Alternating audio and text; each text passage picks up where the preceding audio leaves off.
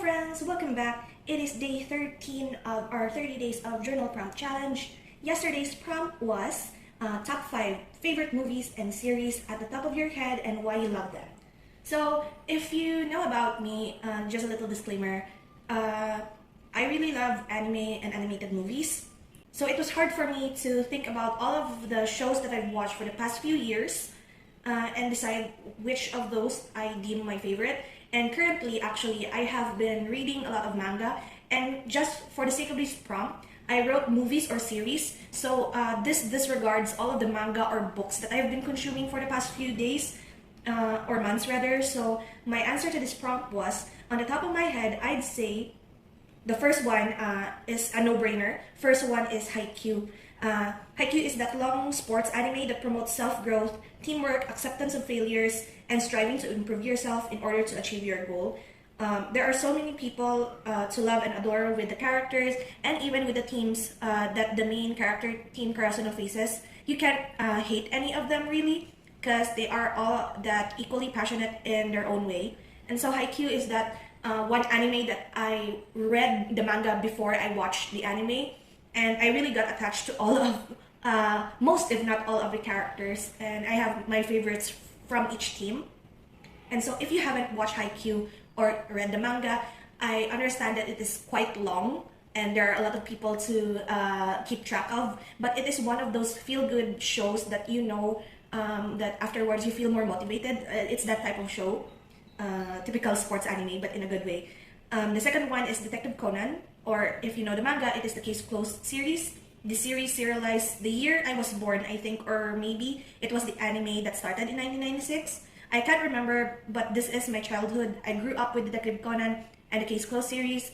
I love mystery and thriller and solving crimes, and this anime was the first introduction of mine to psychological thriller, mystery, police stories, and this is what made me love that genre so much.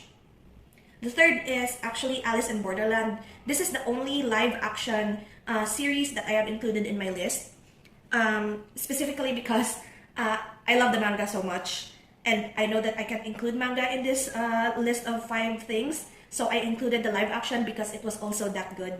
The live-action stuck to the manga as much as I hoped, and the acting was so good and the casting as well. So I don't tend to watch live-action because they deviate from the original narrative, much like some of the, I will not mention, some of the anime live actions that I've seen.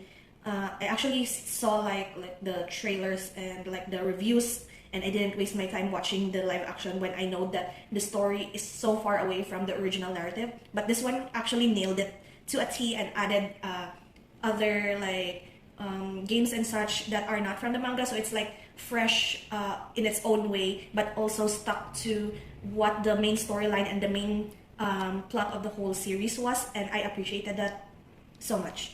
Number 4 is Mob Psycho 100. This is a more recent favorite, a recent watch, but this was so cool and wholesome. I thought I wouldn't like the art style so much. I've actually seen this anime become very popular in the past few months, and I was like, I am not too keen on the art style, but as I watched it, I kind of grew attached to it, or I like eased into it, and now it's like one of my favorite anime for this year and the past year actually, because I've watched season 1 and 2 in 2022 and I finished watching season 3 in New Year's, and I grew attachment to the Kageyama brothers by the episode.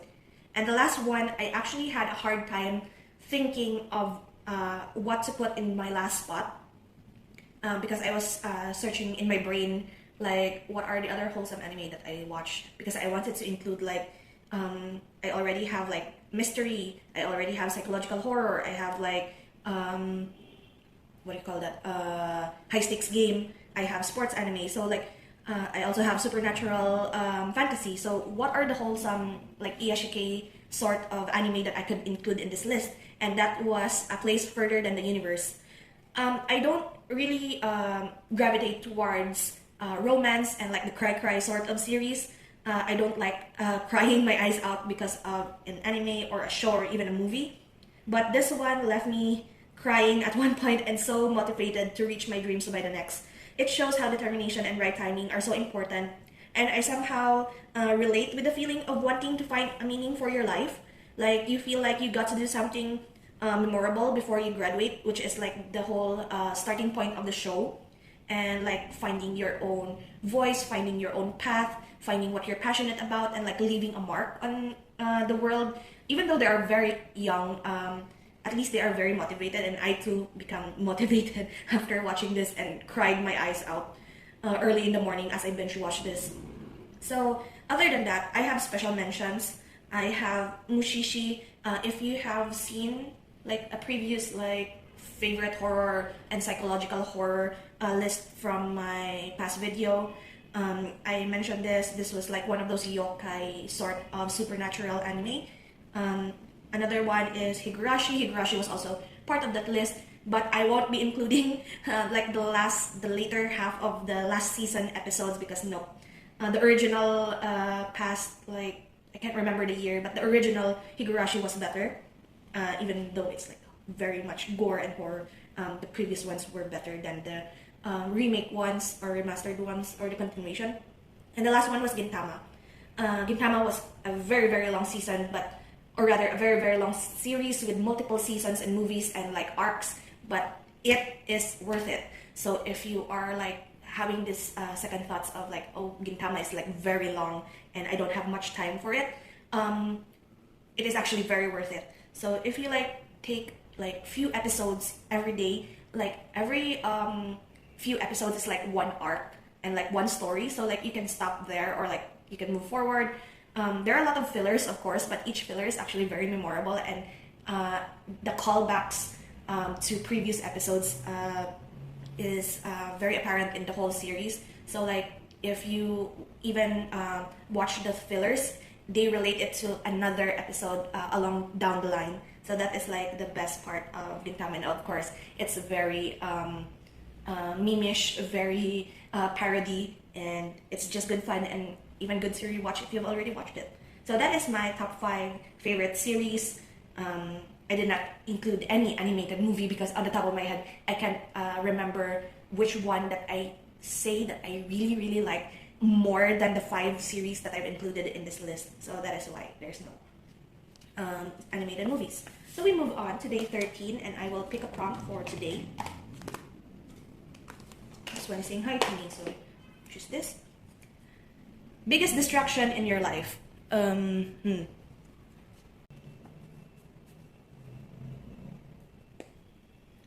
actually not sure if this was hard or easy, but we'll think about it after.